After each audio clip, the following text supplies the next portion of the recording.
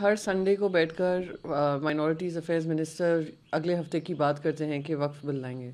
ये पिछले 3 महीने से हम यही बात सुन रहे हैं और बीएससी में ये डिस्कशन के लिए आता भी नहीं है। तो या तो वो पब्लिक का ध्यान भटकाने का काम कर रहे हैं या फिर उनकी मंशा ही नहीं है कि बिल पेश हो, क्योंकि वो जानते हैं कि उनके पास बहुमत नहीं है।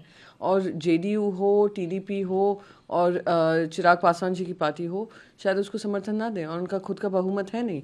तो रोज़ रोज़ एक एजेंडा बना देना, संडे को प्रेस कॉन्फ्रेंस कर कर ये कहना कि हम लाएंगे, हम चाहते हैं समर्थन मिले, तो दिखाता है कि ये किसी इंपॉर्टेंट चीज़ से ध्यान भटकाने का काम कर रहे हैं। वो इंपॉर्टेंट चीज़ ये भी हो सकती है जो यूएस टैरिफ्स लागू होने वाले हैं 2 अप्रैल से।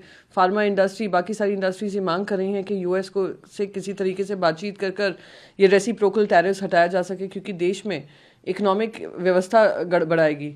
तो बहुत सारी मुद्दे हैं, देश के मुद्दे हैं, जिससे ध्यान भटकाने के लिए वो हर हफ्ते ये एजेंडा लेकर आते हैं, पर एजेंडा अनुसार काम नहीं होता है। सर ने भी कहा कि चर्चा में भाग ले और एक पॉजिटिव। अगेन मैं रिपीट करूंगी, हर रविवार को आकर वो यही बोलते हैं कि हम बिल पेश करेंगे, हम लाएंगे, विपक्ष को इसमें समर्थन देना चाहिए, विपक्ष को इस पर राजनीति नहीं करनी चाहिए।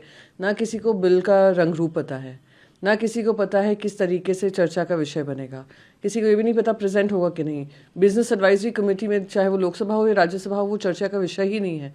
तो यहाँ पर आकर मीडिया से कुछ और बोलना और पार्लियामेंट्री काम करते वक्त कुछ और बातें करना, बहुत ही उसमें अंतर है।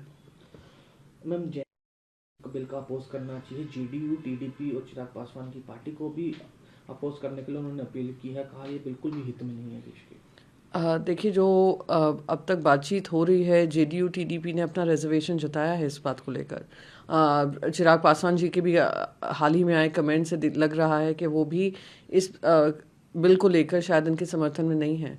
और भारतीय जनता पार्टी को ये ध्यान रहना है कि बीजेपी अब सिंगल लार्जेस्ट पार्टी, मेजॉरिटी नहीं है। सिंगल लार्जेस्ट पार्टी है पर पूर्ण बहुमत उनके पास नहीं है, सिंपल मेजॉरिटी नहीं है।